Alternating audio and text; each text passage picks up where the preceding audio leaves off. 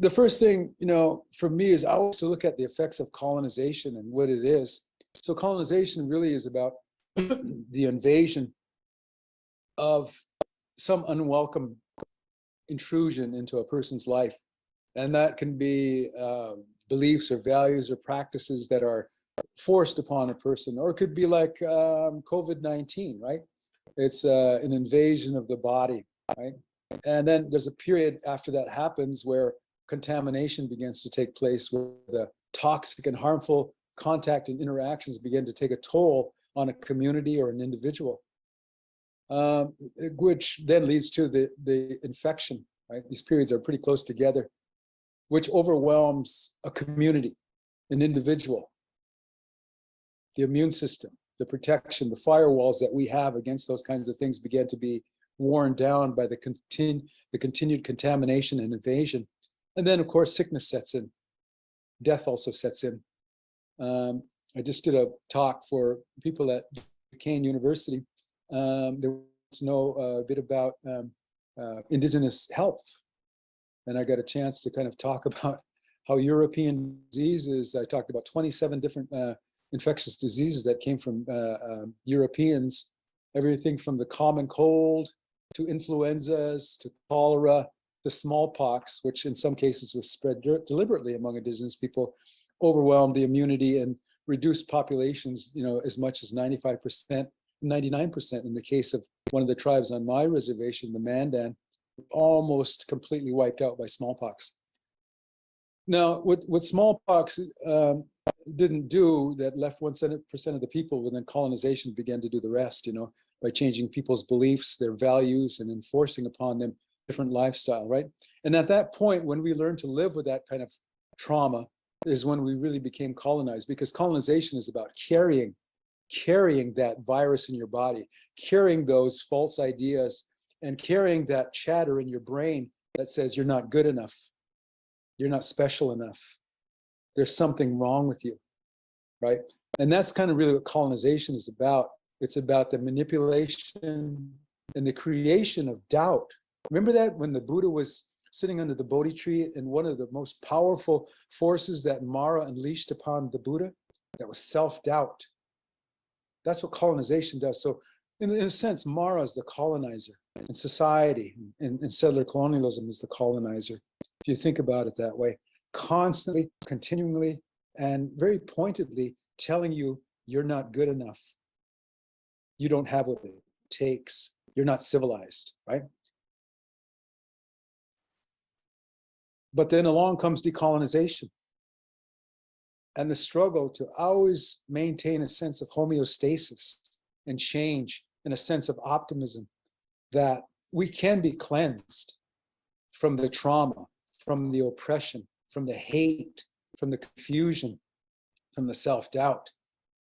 During the cleansing period, we as people then begin to understand that colonization has this insidious feature about it, that it's like rust, it never sleeps. And so what we do is we engage in cleansing and purification, stripping away all these harmful things that have been imposed upon us, that live in our brains, that live in our bodies, right?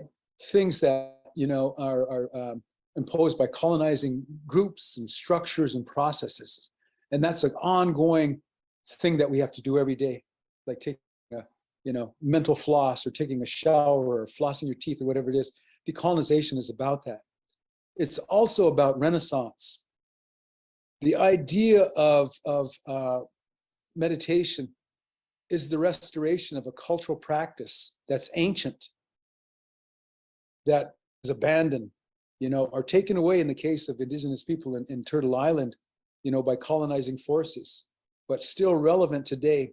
And so we reach back to those times and say, well, let's use mindfulness as a springboard to get us back to some of those more ancient, culturally relevant and very powerful practices and thinking and beliefs and values that were taken away at that time.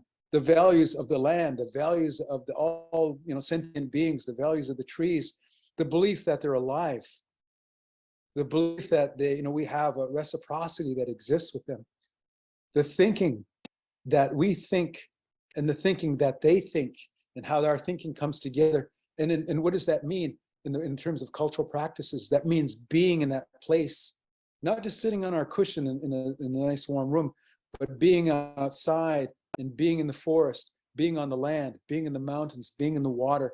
That's the restoration and the renaissance of these kinds of things that we're after, that are still important for our well-being and survival. The last thing, part of the decolonization, is the Enlightenment period. You know, it's the Buddha, right again, or Gakka Naksanu, my grandfather.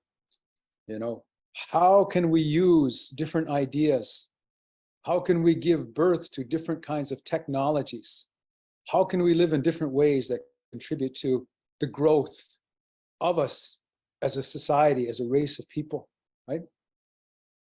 That's what we're looking at now. We're using Zoom, which is kind of a new technology. You know, imagine if you had a teacher, you had an AI, an artificial intelligence teacher who would teach you meditation, right? And so you had this this AI meditation teacher, this robotic teacher that had all the data plugged into the you know, all the hardware of this robot, who could, you know, answer any question, that could read your body, that could read your essence and your sentience and whatever. You know, that's a little far out right now to think about. That's some of the stuff I work on with my own faculty about what is the future of contemplative practices? What does that look like, right? So neuro-decolonization is about this, right? It's really about thinking about how do we decolonize the brain and the body? How do we engage in activities that weaken the effects of colonization and trauma?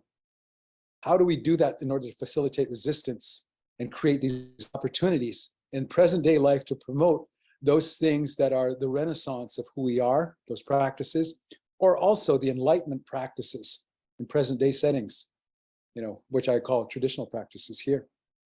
Neuro-decolonization is about, you know, how do we decolonize the mind and understanding the effects that colonialism and trauma has had on our brain structure, the function, and other body processes, all the way down to the molecular level. I'll show a couple slides there. The activities that practices that heal the mind and body and immune system. I'll talk some about that. And how engaging in traditional and indigenous mindfulness practices can purify, restructure, and decolonize and heal the mind and body to overcome the damaging effects of colonialism. I know the story. I know the story about the monk, about being in prison and about having compassion for your tormentors. It's a very famous story. I read that story, you know, and I thought, wow, you know, I certainly wouldn't have that capacity, you know, to overcome those damaging effects of colonialism, right? But then I asked myself, would I want that kind of, you know, capacity? You know, if I did have that, you know, what would my colonizers or my imprisoners, you know, or my tormentors learn? You know, if all I did was, you know, learn to deal with, you know, their, you know, with their, you know, the part of themselves, part of them that's, you know, failing and you know, crashing and burning. So I like to take a look at the medicine wheel, and generally I have a lot of slides, but I didn't want to have too many slides tonight. But in my medicine wheel, I look at the mind part of that, and that's part of neuro-decolonization, is how you decolonize the mind, but it's also about decolonizing the body. So in the mind, there's the idea that neuroplasticity of the brain can change, you know, at any point, and you can do practices that change the plasticity of the brain, increasing activity and